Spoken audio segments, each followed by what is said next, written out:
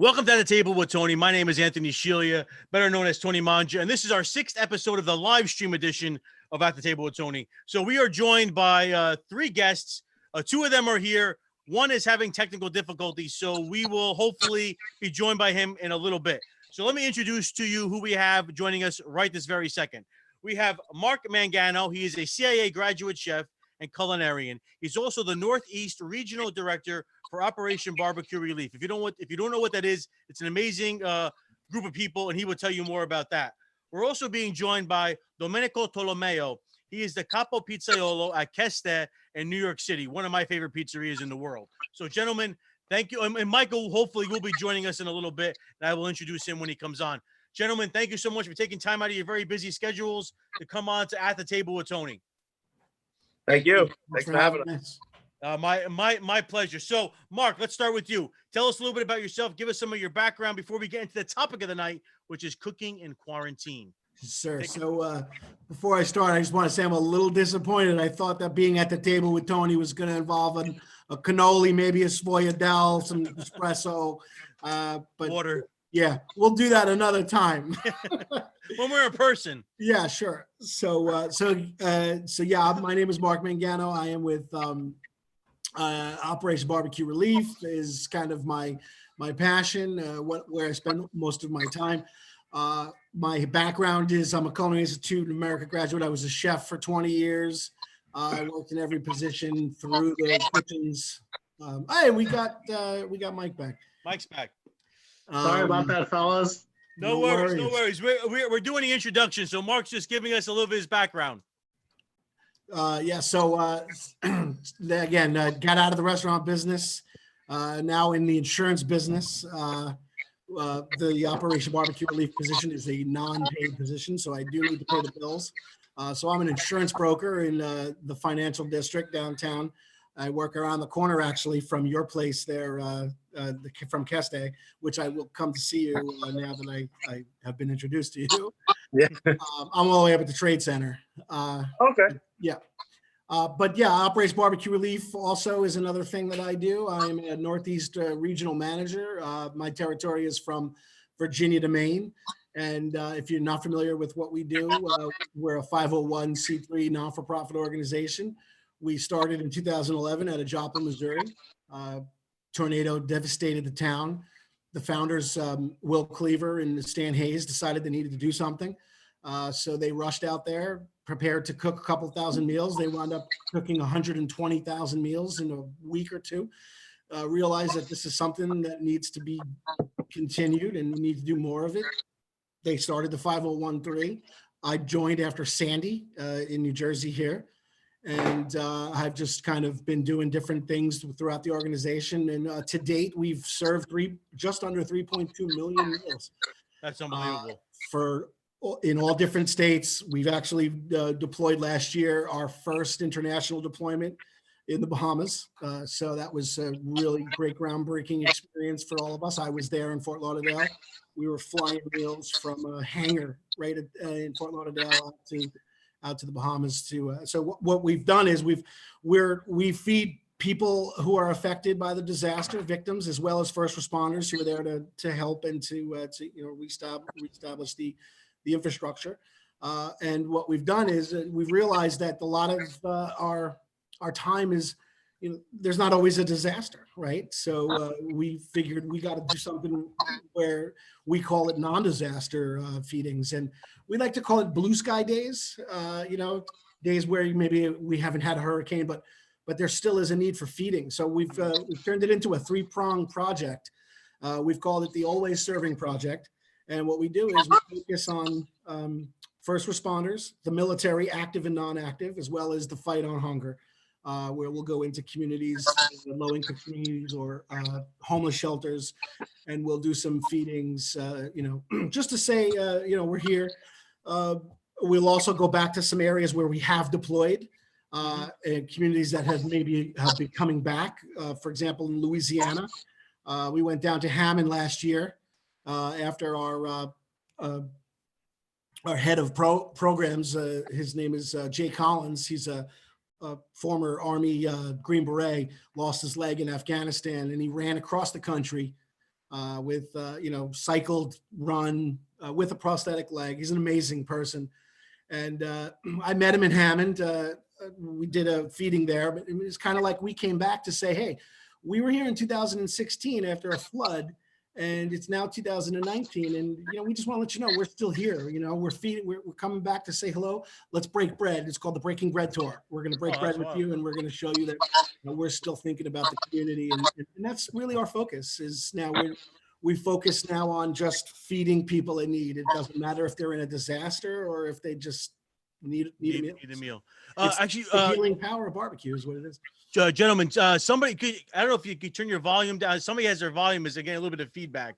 So make sure your volume is kind of like you're not hearing us through the whatever you're listening to, whether it's I think if they turn it down just a little bit, the volume. I don't know who is it. I was getting a little bit of feedback. My wife was texting me. You got some feedback. All right, so let's talk a little bit to well, actually, let me introduce Michael. We have Michael Mano. He is a research and development chef for Custom Culinary with over 23 years of experience. So, Michael, welcome to the show. Give us a little bit about your background.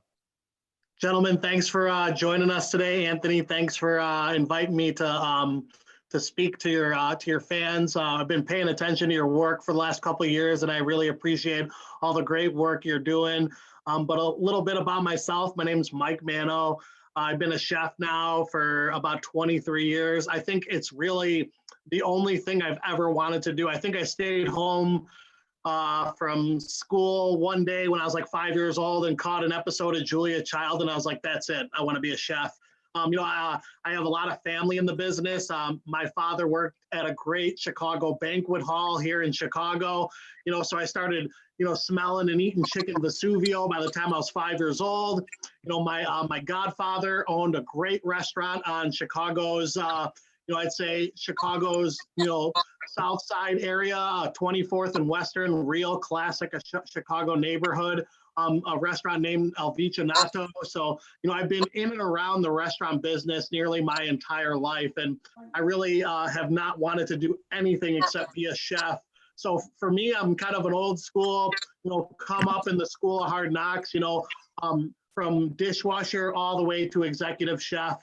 Kind of made my own path in the industry. At first, kind of was real interested in the fine dining world. And, that kind of led me to where I'm at today. There's pretty much not a type or segment of the restaurant business or food service business that I haven't worked in yet. And so currently I'm a corporate chef on a 7-person chef team. We have chefs all across the country that do what I do. And essentially we work with other food service groups, other restaurant groups, hotel groups. We're a manufacturer of sauces and flavors and flavor concentrates. So we work with all the different chefs and all the different operators from all around the world and all around the country, kind of helping them design their new dishes, their new menu items, and things of that nature. So I really appreciate you having me on today, Anthony. No, my pleasure. Again, we're going to get more into cooking in a little bit, but again, I want to introduce everybody. So our last but not least is Domenico Tolomeo. He is the Capo Pizzaiolo at Keste. So Domenico, welcome to the show. And tell us a little bit about your background as well. Thank you for having me. So I've been in the food business since I was 13. I started working in delis. My father, he owns a bakery here on Long Island, Sapienza. I was in pretty much the deli business my whole life. I always worked in salumeria, so I made fresh mozzarella, all that stuff. About 2 years ago, I wanted to really do something different. I'm like, you know what? I'm 32. Well, 31 at that time. I was like, I'm 31. I'm like, I want to try something different. And my mother, who's from Naples, I remember she took us there. We went the first time in 1996, and I had the pizza there. I was like, wow, this is incredible. And I always said that, if you eat something and it stays on your tongue, from that time you were 10 years old till now, it really says something. And I always wanted to learn how to make it, but, unless you went to Naples, there was really not much here.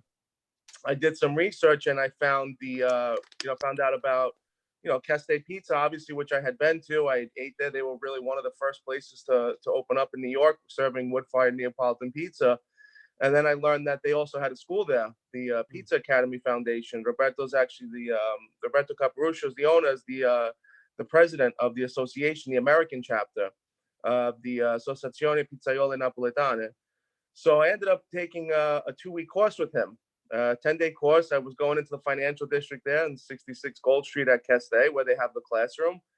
And we ended up building like this, really good relationship, him and I. And I remember he said to me, what do you want to do now that you finished the school? I said, I'm probably going to open up a place here on the island, because, Neapolitan pizza, it's taken off in the city, but still not, on Long Island or a lot of parts of the country. I think now a little bit more, it's starting to really pick up steam. But Roberto's like, well, why don't you just stay here with me? He's like, stay here for a little bit, work for me for a bit. And, then, you learn and then you can go.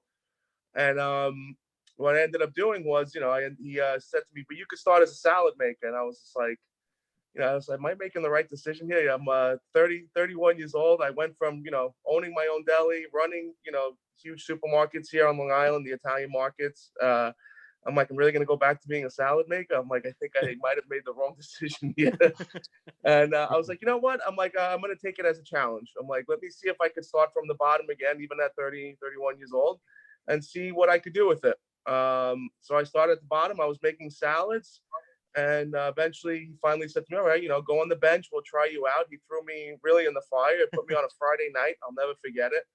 I remember we did, at that point, it was 200 pizzas in an hour. So if you're going to really be put to the test, that's probably the right time to do it. And, one thing led to another. And finally he said to me, he made me a manager of both the Castells on Bleecker and Fulton, and also the head pizza maker, the head of the kitchen at Castell and Fulton. And I also teach all the classes there. We do a lot of pizza making classes there as well. So yeah, I mean, it was a huge gamble, but it definitely paid off, especially the past in 2019, I was able to go to Naples, do the competition there, the Caputo Cup. And at the 2019 Caputo Cup here in the United States, I actually won the 2019 Caputo Rising Star Pizzaiola in the world. Oh, that's great. That's Beautiful. awesome. Congratulations. That's Like, awesome. yeah, it was. I was nervous to do it. It was a huge gamble, but it definitely paid off. So I'm very happy. And then honestly, I think most important, besides all that other stuff and the success and having a good career with it, the relationship I built with Roberto it's become like a father-son relationship. A lot of people, because we do these fun videos, we put them on Instagram. People get a kick out of them because it's very much, he's strictly Italian, and he tells me I'm a huge Guido. So it's That's a compliment.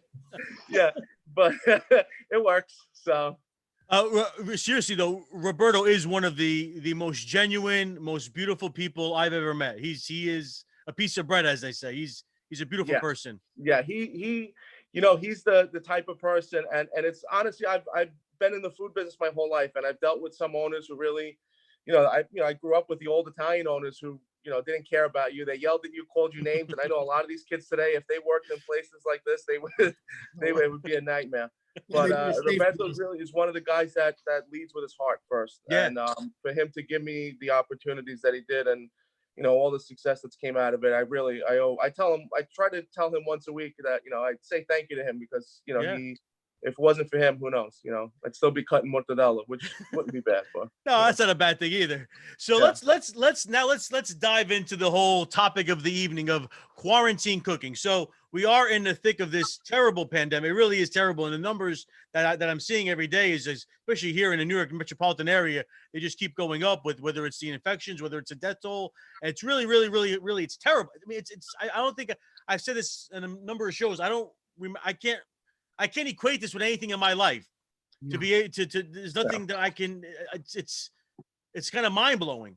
But we are they're telling us to stay home, stay safe, and I think that's a great idea, and it makes sense to try to flatten the curve, as I know Governor Cuomo has been talking about.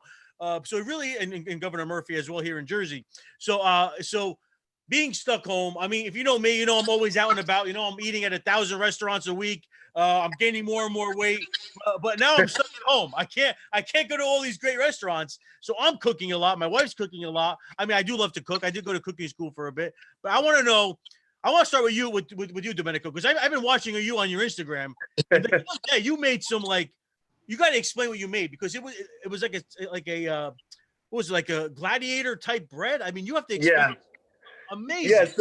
So this quarantine is killing me. It's like you go from, working, 55 hours, 60 hours a week, 6 days a week. And then, now you're home doing nothing. And I was just like, I'm going to go crazy. I'm like, so let me I wanted to mess around, try some different recipes I always wanted to get to. And I was like, you know what, I'll post them on Instagram.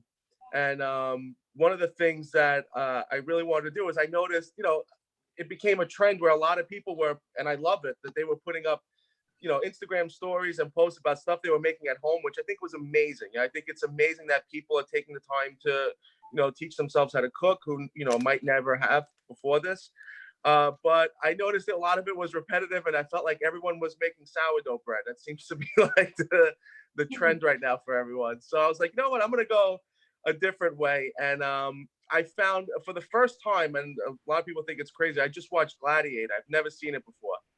So, and I'm like paying attention, I'm reading up on Roman history, and I started reading up on the cuisines from ancient Rome. And one of the things that caught my eye was this bread that they had. And it was a bread that was very popular during ancient Rome. You use a flour that's been around since 5000 BC. It's spelt flour. It's one of the oldest flours known to the human race. And I went on some Italian websites to try to find the most authentic website, especially I paid attention to the ingredients. And one thing I looked for was I needed to find a recipe that had honey in it, because sugar didn't exist at that time in ancient Rome. So I put together a recipe. It was very, very simple. Spelt flour, honey, a little bit of salt, a little bit of olive oil, and that was it. Tied the string around it. One thing that Roberto always told me, he said, if you're going to make something, make sure you know the history behind it, because you want to be able to explain to people what you're doing. And all the pictures that I was seeing is these round breads, they had string tied around it. I'm like, why are they tying string around the bread? It makes no sense to me. And I ended up finding out that the string was used so that the Roman gladiators who were going to war or going to fight, they would take all these breads and they would put them on a long pole. And then they would use the string to hang all the breads on the pole, so one of the slaves can carry the bread to the battlefield so the soldiers could eat. Wow. So, that's amazing. That's awesome. Yeah.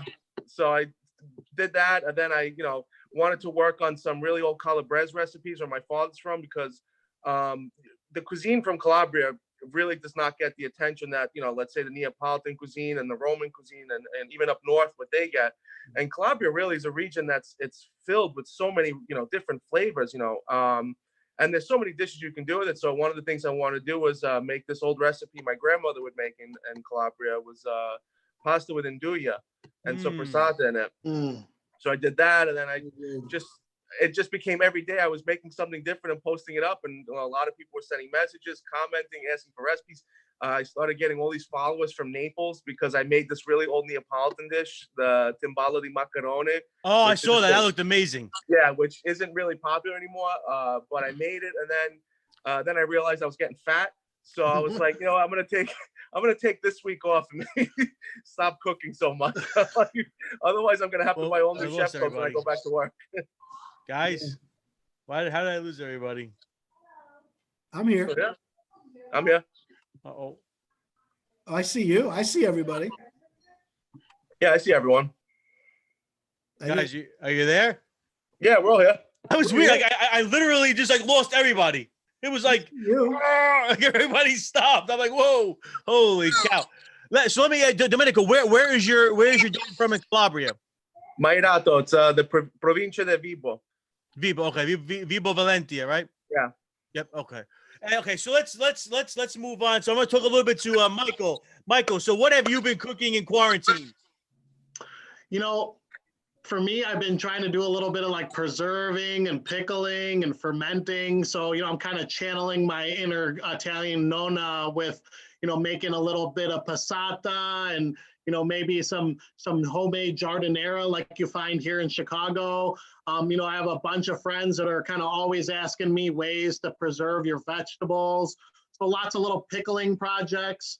Also, making soups, for the kids. But one thing that I made yesterday that is kind of what your mom would make you when you're sick is some pastina with eggs in it. So for me, I'm really just trying to simplify my food, at home and making things a little less complicated. So that's why I like to hear what all the chefs are doing with these real simple Italian dishes. I think that's something that we're kind of going back to, is that whole pantry cooking, or the cucina povera, that we're trying to use up what we have. Because you think about it, in a way, it is kind of a wartime, because we can't go to the store as often as we like. We can't go to the market every day.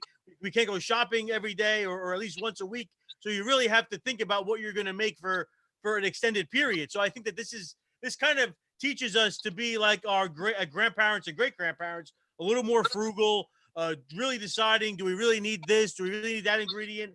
And really kind of funneling it down to the bare bones in a way. And a dish like pastina, I mean, that's you grew up eating that. You know, if you had a bellyache, you'd have pastina. If you had a cold, you eat pastina. So really, that's so how do you make your pastina? So, pretty simple.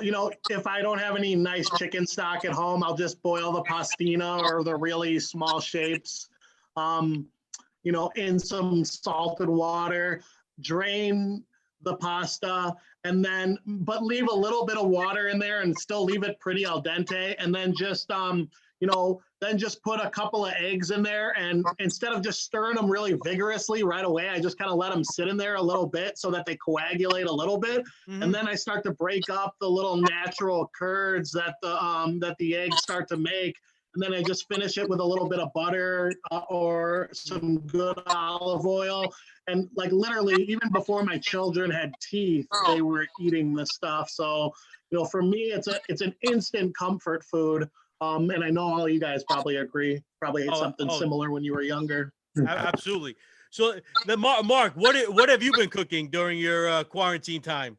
So I've been keeping it comfort food, just things that go back to my childhood. I mean, just recently I made my grandmother's eggplant parmesan, and I remember watching her make it, and I did it the exact same way. I cut my eggplant about a 1/4 inch, salted it. I pressed it on layers of paper towels, and then pressed it down. She used to grab old cans of tomato sauce between 2 sheet pans and just kind of leave it for an hour. And, people say that it's supposed to kind of get rid of the bitterness, and eggplant's really not that bitter. If you prepare it correctly and you're doing it right, you don't have to worry about eggplant being bitter. But what it does do is it draws a lot of the moisture out. And then the eggplant, as it cooks, it gets almost custardy. It's creamy. It's just, and if you cook it slow in the sauce and cheese, and it came out great. I mean, I took a picture of it and I just put it on Facebook. I saw it. Winter eggplant parm dinner. And it was fantastic. I cut into it, and my wife, God bless her, is Irish German. She's not into the Italian. She loves Italian food, but she didn't grow up on it. Not a big fan of eggplant. And she loved my grandmother's eggplant, and I made it, and she couldn't believe it. She was like, "Oh my God!" She's like, "It's perfect. It's delicious." As a non-eggplant eater, hey, no, I saw a picture on Facebook. It looked dynamite. It was, and if it's possible, it actually tasted better than it looked. If that's even possible. But usually, also, I know even like some of those baked pasta dishes or an eggplant parm, or even especially lasagna, it always tastes better, even though like the next day or hours later, because it has the time to. I've been eating it all week, Anthony. So have you been doing any barbecue or no? Have you been barbecuing? No, I have not. So, I have 2 smokers in the garage. I have not been, I don't really go outside. I kind of stay in, it's you're following the rules. Yeah, I'm following the rules. I mean, I could go out of my backyard, but not for me, I'm going back to just old school. I didn't have barbecue as a kid, so it's not something that's going to comfort me. I love it. Don't get me wrong. It's one of my favorite things. But for me, I'm taking this quarantine and I'm turning it into comforting, and I'm bringing family together. And that's really what, let's be honest, food and cooking, it's been bringing people together for thousands and thousands of years. So that's my concept on this, is that I want to cook with my family. I'm going to get my kids more involved in cooking. I got another month or 2 probably. I've got things that I'm making. I got a bunch of recipes that I've been wanting to try on my phone that I'm going to be making. I want to go back to some old school stuff. So I think I'm going to make a scallop dish next week. I actually bought these crackers They're called Spices Smokehouse Crackers. They're absolutely amazing. It's a great friend of mine out in Alabama. Her name's Lynn Etrican. She owns the company called Spices. She makes these crackers, and I'm telling you, they are absolutely dynamite. I make everything with them. I crumble them up. I bread chicken with it. I put it on. I'm going to make some scallops. I'm going to sear them up, and then I'm going to kind of put a little garlic butter, white wine, lemon, and I'm going to use that as almost like an oreganata crust. But are those crackers that you snack on, or they're mostly just to kind of cook with? They're snackable. I mean, they look like like a saltine, but she goes with this beautiful garlicky, spicy rub, like a herb blend. They got a nice little kick to them. How could you get them online? Yeah, absolutely. You just go to her website, www.spicessmokehouse.com. I have it right here. I don't know if it's backwards. It's backwards on my camera. On mine it's right. It's the right way. Okay. Yeah. On yours, you have the mirror view, so it's. Yeah, I have the mirror view. So I don't know if you can see it, but that's it. Again, www.spicessmokehouse.com. You can order them. She sells them in buckets like this. She sells them in bags, retail. They're delicious. I mean, I love them. I can't stop eating them. My wife found a recipe for she used Ritz crackers or saltine crackers in a meatloaf, and that would actually probably be. These would be better. Yeah, better because they'd add a little bit of the spice, a little flavor. Yeah. I actually made, speaking of Ritz crackers, I made an almond butter toffee with Ritz crackers on the bottom, and then brown sugar, butter. Just kind of melt it down, get it almost like a caramel. Pour that over the Ritz crackers. Bake it for 5 minutes, and then when you pull it out, you just throw some nice dark chocolate over it. Ooh. And then that melts with the heat, and then you kind of you throw it in the freezer 10 minutes, crack it. You just because of the caramel turns into this beautiful candy, and oh my god, it's so good. We're still eating it. Have you guys noticed? I mean, I don't know if it's just me, but have you guys noticed that you've been extra hungry during this time of not being able to go out? All you want to do is eat. I said it yesterday to my daughter. I said, I'm not eating because I'm hungry right now. I'm actually bored. I went to the refrigerator the other day, and I opened it up, and the refrigerator actually spoke to me and it said, "What the hell do you want now? You're just here." Keep bothering the poor thing. Go away, fat boy. Go do something. One issue I've been having is that I'll have some leftovers after I make something, and then it's gone by the end of the night. It's gone. I'm like this. I got to a point where I'd be up in bed late at night. I'd be thinking I couldn't wait to what I was going to cook the next day so I can eat that too. It's ridiculous. But in a way, that is an Italian thing. It's just to think about you when you're eating breakfast, you're thinking about what you're going to have for lunch. When you're eating lunch, you're thinking what you're going to have for dinner. Yeah, exactly. I can't believe you said that because I do the same thing. I thought it was me. No, it's not you. How about you, Mike? Go ahead, Domenico. I'm sorry. I said I feel like Dom DeLuise and Fatso. Remember that movie? Oh, that was one of the best. That movie. Great movie. With, That's right. What is it? Junior, get the honey. Get the honey, Yeah, Junior. Get the honey, Junior. So, Michael, have you felt being always hungry, being stuck at home? I mean, I'm just like all the rest of you fellas. I mean, I'm sitting here eating breakfast. Kind of one of the things actually is a couple of times, at 3 a.m, I woke up with the agita. I needed some brioche or something like that because my agita was so bad. So that's when you're going over the edge. So I've actually had to give myself a little bit of a break. But I actually probably eat less when I cook more. So. Once I cook for 2 or 3 days in a row, then I eat for 4 days in a row, and then I gotta, then reset, give myself a little bit of fasting there. But, I am constantly thinking about food. I mean, it's annoying.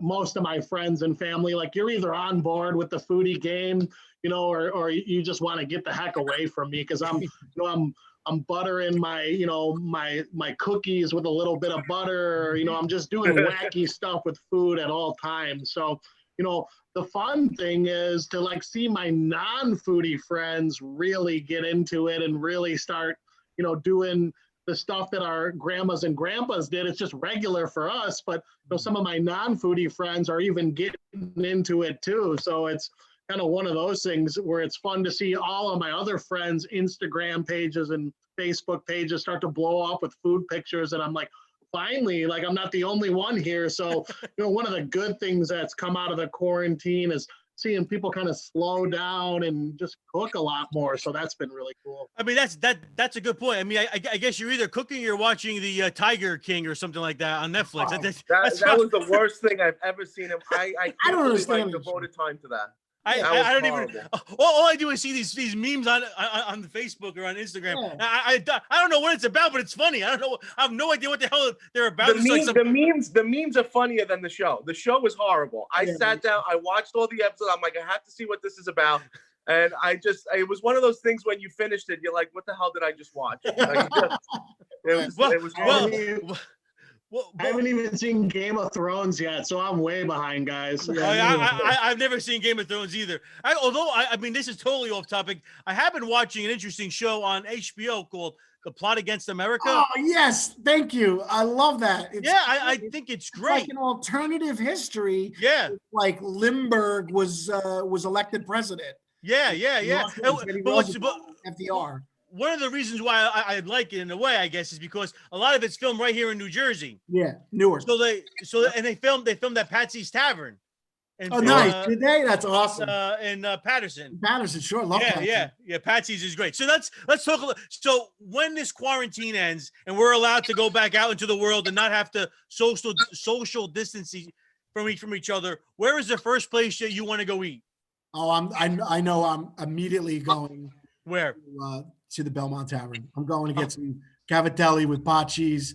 I'm going to do the pork. What is it? The pork franchise. Pork franchise. I want the chicken Savoy. I want it all. I'm going to basically just order a table full of food. We're going to go with a couple of friends, and we're just going to eat like mutterivam. What about you, Domenico? Where's the first place you want to go? I feel like I'm supposed to say Castell, but I feel like this is my time to be like, yeah, I'm gonna go to Castell because I can't wait to have the pizza. You know what? I haven't really thought about that. To tell you the truth, honestly, I think the first place I would go, I would just go right to Arthur Avenue in the Bronx and just be able to be in that atmosphere again. And it's like I said, I grew up in the deli business. I still love it tremendously. It'll be nice to get to Arthur Avenue, kind of just go to all the stores, buy fresh pasta, just to be around everyone. Again, I'd love to do that. Restaurant wise, I would like to get to there's actually two. Emilio's Bellato I love in the city.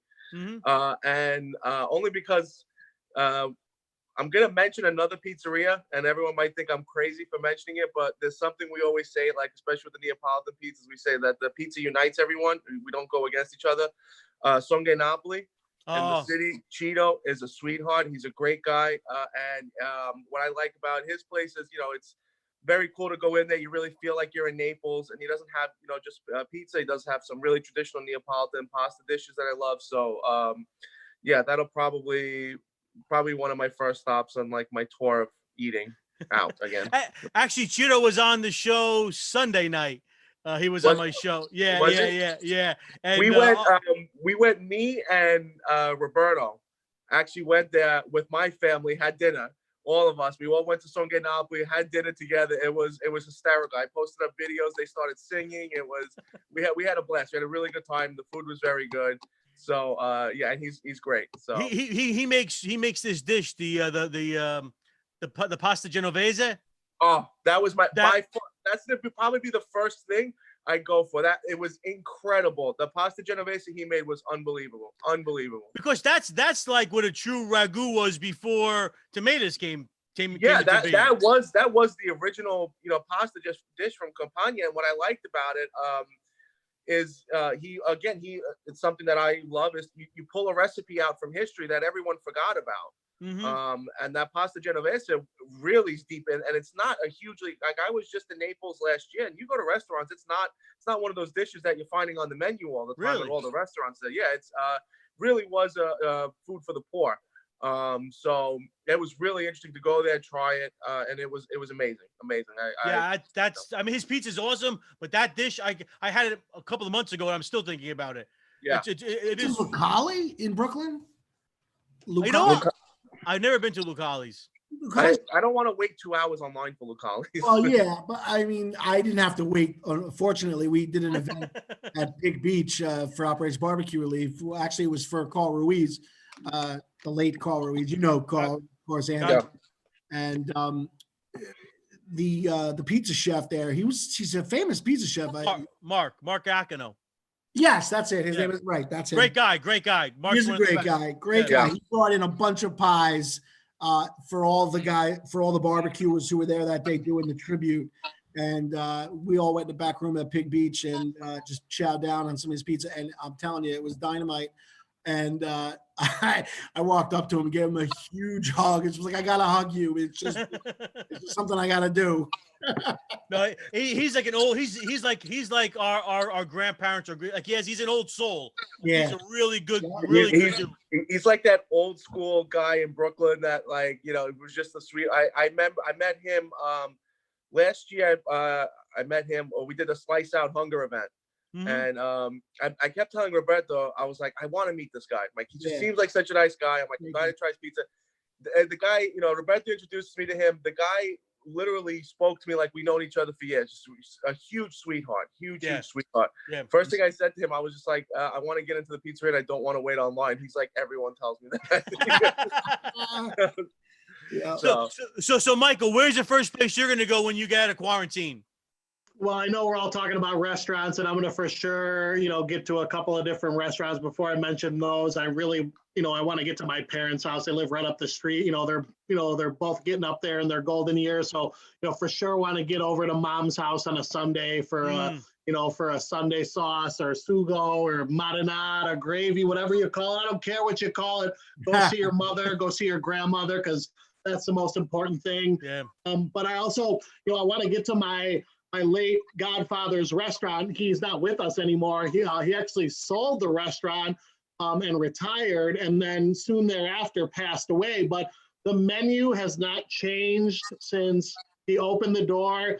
And it's a classic Italian American joint. I mean, there's not too many real super authentic dishes on the menu, but he's got a lot of great just classic pasta dishes. So for me, I want to just go, order up and down the menu and just see the place. It hasn't changed in 30 years. So what is the place? What's the place? It's called El Vicinato on 24th and Western in Chicago. Anytime you guys are in town, we'll go right there from the airport. So if you guys call me, we'll go right there. Sounds like a date. Now there is a dish in Chicago, right? I think you mentioned it too, chicken Vesuvio, right? Yeah, it's one of those like dishes that's kind of just been adapted from some classic old world Italian preparation. So it's essentially like brown whole pieces of bone-in chicken. Don't let anyone tell you otherwise. You flour the pieces of chicken a little bit, brown it really nicely in olive oil, add a whole bunch of garlic and white wine and some potatoes, and then roast it in the oven. Add some chicken stock as well. Roast it in the oven with some green peas, and it's one of those dishes that you can't deny the flavor. I don't care what culture you want to call it. It's just one of those classic Chicago Italian American dishes. Yeah. So what? It's just chicken, bone-in chicken, garlic, stock, and peas. And potatoes and some chicken stock and some fresh herbs, probably some oregano. But is there like a vinegar, or is there anything that makes it like lemon juice? I forgot that as well, guys. Lemon juice as well. Okay. So you can put whole lemons in there, roast it in the oven. So it's really all about those rustic, big, bold flavors in there. Sure. That's another like a recipe from Cucina Povera. I know my dad, God rest his soul, he made the best, but he learned, I guess he knew from his grandmother, he made the best lemon chicken. Like nobody can make a lemon chicken like my father made. And even I don't even know what I've tried, people have tried, but it's not the same thing. I think that's the thing. I think it's the touch of the person making it too. So like if your grandmother made whatever, the pizza gain, or made the whatever it is, I think that sometimes when we try to make the recipe today, it's never the same. I don't know. I mean, do you guys feel that way about certain I recipes? think I was just having this conversation with someone, and I was interested to hear about that dish from Chicago because Italian American food, American Italian food it's one of the things that's different from city to city. I Absolutely. mean, as someone from New York, like I've never heard that dish from Chicago, but it's amazing. And someone actually, I was talking to someone, and I I remember them something about when I do my pizza class, I'll make a joke about that. A lot of foods aren't Italian; they're American Italian. Like chicken parmesan is not from Italy, and I'll always tell them in my class, if you go to Italy and there's chicken parmesan in the menu, they're really more just they're gonna rob you when you leave. Run, They know you're a tourist. They're profiling you. Isn't Parmesan a technique too? It's not like a yeah, dish. it's Parmesaning something. the beauty of Yeah, it is it's yeah, and the beauty of it is that with the American Italian food, a lot of people will say to me, well, then why do they make these dishes? And I'll explain to them, if you can't tell by now, I'm huge into history, and I'll say to them, listen, you have to understand something. When these immigrants came here, okay, around the early 1900s to the United States, they did not have availability of produce that they had, let's say, in Italy. And they also felt that the produce here in the United States was horrendous. Yeah. So these dishes came out, it was really just their way of, you make what you can with what you have. And that's how a lot of these dishes came up. They had chicken, they had tomato sauce, they had mozzarella. They were putting it all together to have these big hearty meals because one, they were very poor, and they had a lot of kids to feed. So it was just these combination of different Italian flavors. Like, yes, mozzarella is Italian, yes, tomato sauce is Italian, but the chicken was a cheap meat that they had available, and they used that. Then, and it was a version of eggplant parmesan, which is popular, especially in Naples. That's very much a Neapolitan dish.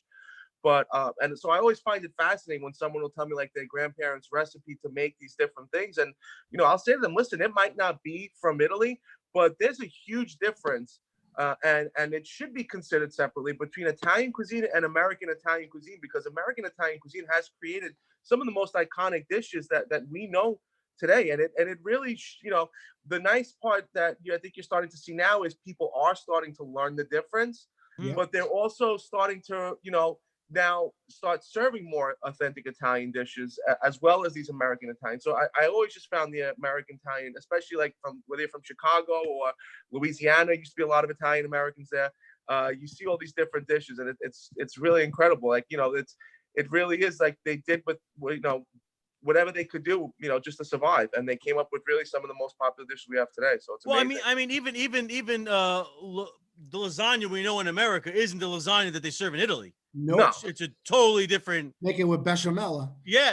And there's no regatta, there's no maybe very little bit of mozzarella, if that, but it's usually just a very simple dish. And the same thing even with like you said, eggplant parmigiana, and I know like the way that my wife's family makes it, they just pan fry the eggplant. They put a little bit of tomato sauce and then some grated pecorino cheese. So there's no They usually finish it in the wood-fired oven too. That's huge for them to finish that in the wood-fired oven, especially in Naples. I tell you, that's an appetizer. That's not a main course. Here it's yeah. That's exactly. We have that.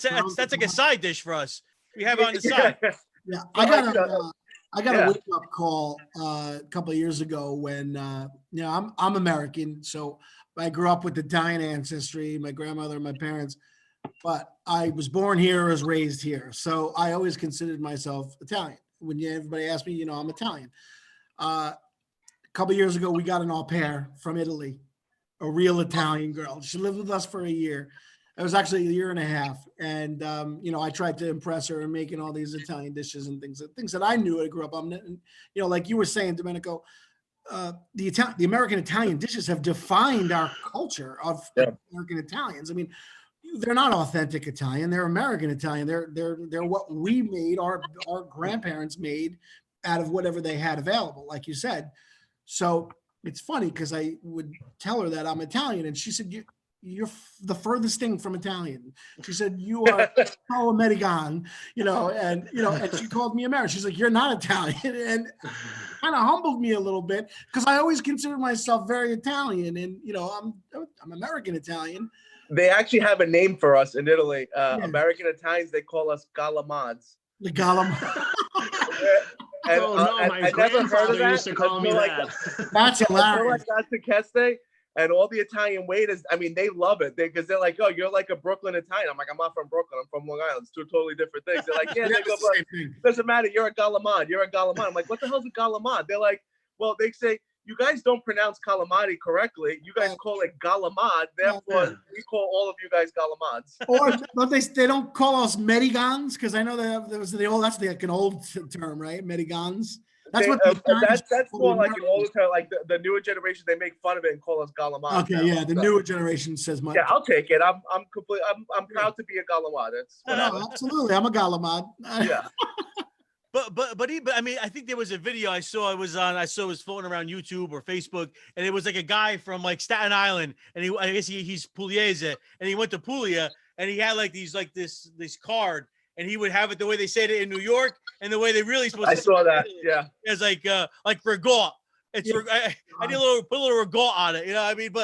But again, I mean there's nothing wrong. I mean, I know sometimes that people look down on the Italian American or the American Italian cuisine or the American Italian personality, but really that's who we are, because again, we were born here. Yes, we have Italian ancestry, but yeah, you know, we're a marriage of two cultures. Sure. Which you know, I mean, even you think about it, Italy was conquered by everybody and their grandmother.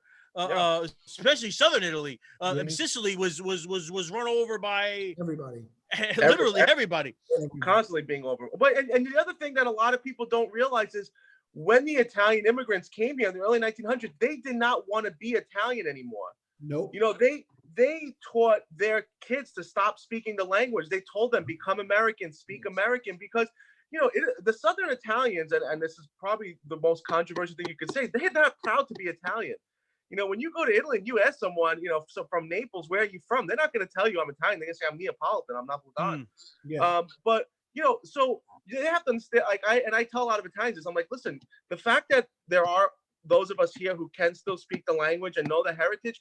I'm like, you know, you guys don't know the history that, you know, our ancestors, they didn't want to be Italian anymore. They came here to forget their heritage and to teach their children to become more Americanized so that they could be more successful. Yeah. You know, so for those of us that still speak it and still, you know the language or listen to the music, whatever, it's really us really honoring them. We might not do it perfectly, but, you know, at least we do it. Yeah, because you're right. if we don't, both my parents speak English because their parents wouldn't let them speak Italian in the house. Yeah. Of the opportunities that they were afraid they may not get in this country because they were Italian. And, you know, if you think about it, you know, you got the singers like Tony Bennett, he changed his name so he can get a shot. Because if he was Anthony Benedetto, nobody would hire him. And that's just the way it was. No, and a lot of Italian, again, and if I tell people all the time, read history, because Italians were not wanted in this country. No, right. You know, one of the lessons I'll never forget I learned is that there used to be a pay scale in New York on construction, and the way you were paid is if you were, you know, a white person, you were paid top. Then they went, you know, Eastern Europeans. The bottom of the pay scale was Italian Americans. They were actually paid less than everyone else because they were considered the lowest form of Europeans to come here. And we weren't wanted here at all. No. You know? And isn't that where the term guinea comes from? Because the guinea was less than a penny, and that's what Italians used to work for. Yeah. And they were giving them the worst jobs. Like I watched an awesome documentary by Stanley Tucci, the Italian American one. He was saying that, you know, that there's not even a count of how many Italians died in New York City building up all these skyscrapers because they gave them the most dangerous jobs, and tons of them died. Yeah, you know, but I think that's part of the Italian culture is we don't focus on all the bad stuff that happened to us. We kind of move along, and we kind of have this feeling that we can prove to everyone we're much better than, and you know, and Italians we came a long way from those days. So it's incredible. Michael, where is your family from in Italy?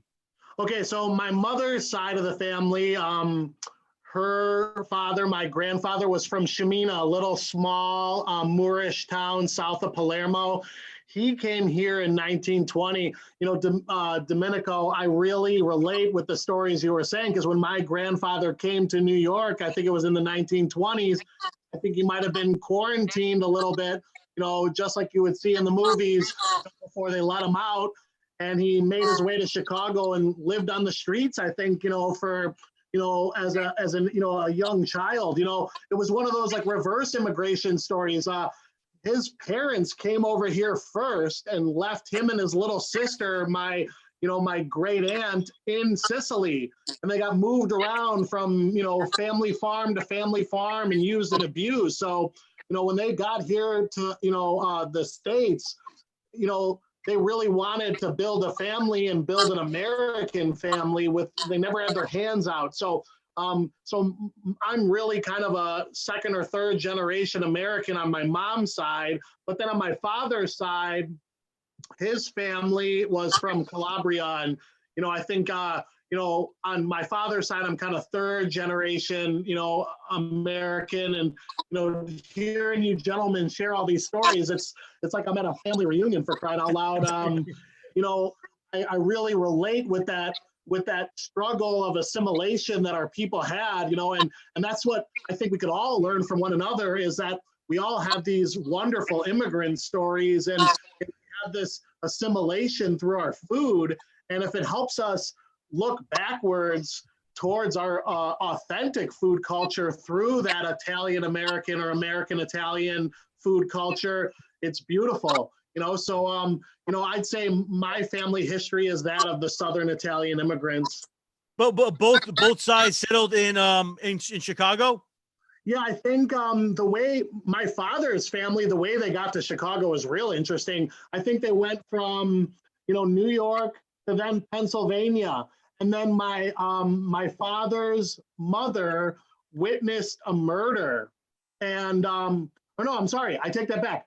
My grandfather's sister witnessed a murder, and they had to leave town because they were afraid that the gangsters that knocked off these people were going to go after my father's family. So they ended up leaving rural Pennsylvania and coming to Chicago, and that's how my father's side of the family kind of settled here in the Chicagoland area. So that was the Calabrese side. Yep. Yeah. Do you know where in Calabria? I'm not 100% sure, to be honest with you. Now, this is again, we're kind of going a little bit off topic, but this is great. I mean, this is still good because it's good to kind of talk to other people and kind of just learn about them. Have you guys done any of ancestry research? I guess I'm a little afraid to get my DNA out there with Big Brother. This for me, it's been a joy because I've met cousins right here. I'm in the same town I live in. I've met cousins I never knew I had. I've met cousins in Italy that we become. I talk to them almost every week now. So really, for me, it was, and I do a lot of, I delve as deep as I can go in. So I do newspapers.com, ancestry.com, and really just the things that you find out, and just because every family has mystery, so you don't know why did so and so come here, why did they marry that person, and to be able to finally piece together my ancestral history, for me, it's been one of the joys of my life. Yeah, I had a friend who didn't have such a happy experience from it, so I try and stay off of it. But it found out some information that he didn't want to know, and it didn't end well. So let's just leave it at that. But Domenico, both of your parents were born in Italy? My father was born in Italy. He came here in 1980 from Calabria. My parents are actually very young. They're still in their 50s. And my mother was born here. Both her parents were born in Naples. They came here. But in Naples, like in the city of Naples, or my grandfather was in the city of Naples. My grandmother was about an hour away in Benevento. Oh, where in Benevento? Do you know the town? The exact town I don't know for sure. Because my mom's family's from Benevento. Okay. Yeah, and when they came over, they settled in where first? Everyone, they went to Astoria, Queens. Really? Yeah. That's funny because I have family that was in. They were from Sicily. They settled in Astoria. Yeah, they went to the first place they went was Astoria, Queens. My mother was born, and then my grandfather took my mother. She was a few months old. They took her back to Naples because they wanted her baptized in the Church of Pompeii. Oh, that's awesome. Really? Awesome. Yeah. Wow. So Now- and then my father came here, and he came here when he was 18 and came from Calabria, and it was different because I grew up in a house. They didn't want us to forget our heritage. We grew up surrounded by it, because I guess my father's, because he's much younger, is that different generation. So that was kind of interesting. I had that really old Italian bringing up, but I also had that Guido bringing up. So there's a part of me that listens to Toto Cutugno, and there's another part of me that listens to freestyle music. So Yeah, the old 80s and 90s freestyle was Yeah. classic stuff. but Johnny O, Cynthia, they're all great. yeah, but the Italians that came in I call it the second wave of immigration, say from the late 50s until like the early 1980s, though they still have a firm connection to the old country or to their home. Because my wife, she was born here. Both her parents, they were born in Italy, so she still she has her aunts, her cousins, even even some of her grandparents were still there. So really, it's wild to see the connection between the I guess the second wave as opposed to the first wave, who kind of unfortunately over time lost connection. Now, Mark, do you know where your family's from in Italy? Yeah, I'm second generation. So my parents are first generation. So my grandmother, my mom's mom and dad are from Naples. Mm-hmm. And my father's family's from Sicily, a little small town outside of Palermo. Forget the name of the town. Can't remember the name of the town, but I do know for sure that whatever Manganos came post 1950 or 1940 or pre 1950, 1940 were saved. Everyone else died in an earthquake that happened, I think, in the 40s. So I think my whole family got wiped out. Wow. Got killed, and it was a pretty tragic story. So any Manganos that are here now were the survivors because they got out in time. I actually I do know Manganos that are from Elmwood Park, New Jersey. Yeah, we're not. So the only Manganos that in that area are from Saddlebrook. Nick, Sal. So my cousin is Sal. His sister is Nicole, and then but no, not Elmwood Park. There's also some Manganos in Demarest, and there's John Mangano. Do you know remember the Mangano blinds in Fort Lee? It was a store. Yeah. That's exactly. That family, they're from Demarest, but I'm not related. We already went through that. But when your family came over, where did they settle?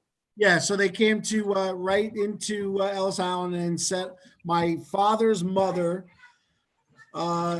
lived in New York City, downtown on the Lower East Side for a bit, and then went back to Italy when she was like, I think 3 or 4 years old with her family, and then came back when she was 16. Then they came to North Bergen, West New York and North Bergen. Okay. Same thing with my mother's parents. They came right into Ellis Island, and they went over to Hudson County, West New York, and North Bergen. Yeah. That's I tell you, these conversations fascinate me because I love to learn about where other people came from, because everybody has a story, everybody has a reason why they came here, and really, to me, it's fascinating. And obviously, when you talk about Italian stuff, you have to talk about the culture, you have to talk about the food, and really, I tell you guys, I want to thank you so much for taking time out to come on the show tonight. Do you have any last words to give to the audience? I do. Go ahead. So you never told us where's the first place you're gonna go eat when you get out of quarantine. All right, so well, besides family, the first thing you should say better be Keste. all right, Keste. But also, obviously, I haven't seen my grandma. I talk to my grandmother every day. I haven't seen her in about a month now, so I want to see her. I want to see my wife's family. So that's definitely on top of the list. But also the Belmont Tavern. Yeah. Right up there. Martino's. I miss the Martino's. When you're there, your family. Much. Oh, I love that family so much, and I miss them because again, you're afraid to go there because they're older and you don't know. I mean, especially with this virus, you don't know if you're. That's the crazy thing with this virus. Yeah. You could be healthy, you could feel great, but yet you could pass it to 1,000 people and you wouldn't even know. I told you the story about what happened with me and my wife when we went there, right? My wife was No, what? we went in. It's a great story. So the old woman, what's her name? Conchetta. Yes. So she always come on, you I want to show you around, and she tells you what everything is. So my wife, again, God bless her, she's Irish German. The old woman was telling us what everything is. She's like, over here we have a cavatel, and over here we got this and that area. So I'm telling my wife what she's saying in kind of like a more of an English instead of the Italian English. And then she started to realize I was telling my wife, and she goes, "What's the matter? She don't understand." So I'm like, no, she doesn't. She's telling her what she's like. "Yeah, it's okay. She's beautiful. It's okay." Mangia. It was great. Oh, she's such an amazing woman. They're such an amazing family. They're the best. I guess that's one of my favorite. And they actually, you know what? I want to mention one other place I would like to go to. On the Thursdays, there's a place called John's Market in Orange, New Jersey. They have every Thursday is a different dish, a different meal. Nice. So the one day we were there, he made meatloaf. This other day we were there, he made pork cutlets. And they're Italian, whatever, third, fourth generation Italians, but amazing people. So that's where I want to go. So Domenico, any last words for what people should be doing while they're in quarantine, what they should be cooking? Yeah, just stay home. It's not. Listen, I always tell people it's not hard to stay home. It's not like our grandparents who were around during the war. That's different. That's a different kind of quarantine where you're ducking bombs. They're asking us to stay home and be on the couch, but have fun with it. Try a different recipe. Try stuff that scares you, something that you might have been intimidated to try. Like, this is your time to do anything and everything you've wanted to try and do, whether it's cooking or even projects around the house. Have fun with it. If you focus on, and I tell people, it's a really horrible thing that we're going through, but there's a silver lining to every horrible situation. And I think the silver lining here, I think someone mentioned before, is a lot of families are getting back together and actually just sitting around the dinner table and having a meal together. And someone once said to me, there's going to be kids, these little kids that are going through this now that don't understand. 15 years from now, we might look back and say this was horrible. They're going to look back and say it was one of the best times ever because the families were back together. Everyone was sitting around as a family, having dinner, cooking, spending time. So just focus on the good stuff. Try to find a silver lining and try to have as much fun as possible. And don't watch the news all the time. Yeah, you go crazy. That's for sure. And Michael, how about you? Any last words? Yeah, I mean, guys, you've already shared a lot of really great gems this evening. I think it's going to get a lot harder these next couple of weeks before things get a little bit better. So we're all just going to have to slow down, take a bunch of extra breaths, and just cook slow, converse slow, take extra deep breaths, and just show our children and our loved ones what kindness, compassion, and mercy is, especially through our food and our culture. So, just kind of really dive into the history of our food. I know I've been inspired by you gentlemen today, and I look forward to see what you guys cook in the coming weeks. But everyone just slow down and be calm because we're in this together. That's right. And Michael, any way people can find you online? Are you Instagram, Facebook? Yeah, you can find me on Instagram at Chef Michael J Mano or something like that at Instagram. Facebook all over the place. You'll see Mountain Chef. I travel all over the country, so check me out there. All right, good. And Mark, how can people find you? I don't really have a lot of social media. Just Facebook, Mark Mangano. But also tell them about Operation Barbecue Relief. Oh, yeah, well, absolutely. So Operation Barbecue Relief, you can go to OBR, or just go to operationbarbecuerelief.org or OBR.org.